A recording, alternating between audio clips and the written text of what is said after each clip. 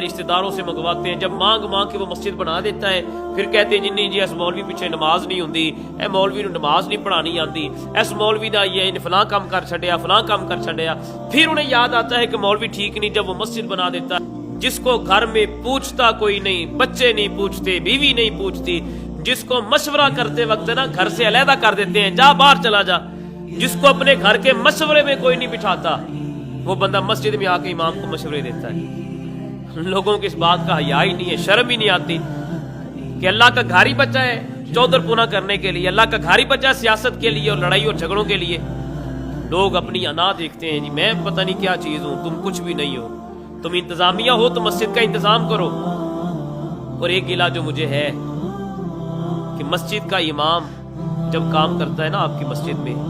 آپ کو نمازیں پڑھاتا ہے، جمعہ پڑھاتا ہے، اس کو آپ تنخواہ دیتے ہیں، افسوس اس بات کا ہے کہ مسجد کا چندہ بھی امام اکٹھا کرے، صبح بھی اور شام بھی، اور اس سے چندہ اکٹھا کروا کے اسی کی تنخواہ اسی سے اکٹھی کروا کے ساری برادری سے اسے منگواتے ہیں، رشتہ داروں سے منگواتے ہیں، جب مانگ کے وہ مسجد بنا دیتا ہے، پھر کہتے ہیں جنہیں جی اس مولوی پیچھے نماز نہیں ہوندی، اے مولوی نو نماز نہیں پڑھانی آندی، اس مولوی دا یہ فلاں کام کر چھڈیا، فلاں کام کر چھڈیا۔ پھر انہیں یاد آتا ہے کہ مولوی ٹھیک نہیں جب وہ مسجد بنا دیتا ہے، بیچارہ محلے میں رشتہ داروں میں وہ لوگ اسے منگتا کہنا شروع کر دیتے ہیں اور مسجد بناتا ہے، پھر اسے نکال دیتے ہیں۔ پھر انہیں اچھی آواز والا، اچھے تلفظ والا قاری چاہیے، جی لوگوں کا حال یہ ہے۔ اسی لیے اللہ کے گھر میں آ کر اللہ کا بندہ بن کر اور عاجز بن کے اگر رہیں گے تو اللہ برکتیں بھی عطا فرمائے گا، اللہ کرم بھی عطا فرمائے گا۔ ایک بات میں کرنا چاہتا ہوں کہ جب میں ایک مسجد میں امامت کرتا تھا تو ایک بندے نے جو مسجد کی کمیٹی کا صدر تھا اسے کہا،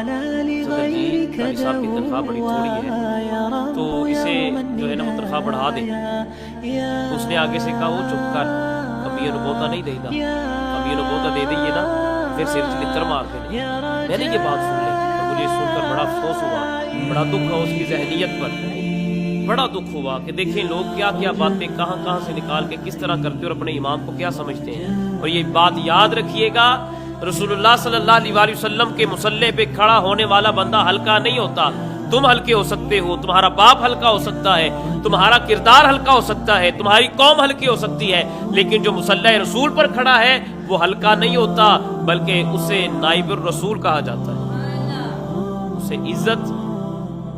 اتنی اللہ نے عطا کی ہے کہ جو تمہارے وہم و گمان میں بھی نہیں۔ تم امام مسجد تمہارا کمی نہیں ہے، امام مسجد جو ہوتا ہے وہ امام ہوتا ہے، جتنا مرضی کوئی امیر ہو، لیکن وہ مصلی پہ کھڑا ہو جاتا ہے نہیں، اس ممبر پر بیٹھنے کی اس کی جرت ہے نہیں۔ کیوں نہیں ہے؟ کیونکہ اللہ نے یہ اسے عطا ہی نہیں کیا، اللہ نے یہ اسے عطا ہی نہیں کیا۔ امام مسجد بیچارہ لوگ پوچھتے ہیں جی وہ ذرا پنڈ کا کوئی بندہ دسیا جی غریب یا کیڑا زکات دینی ہے، ذرا وہ تعاون کرنا ہے۔ کسے پوچھ رہے ہیں؟ امام مسجد سے، جس کی اپنی تنخواہ 15,000 ہے،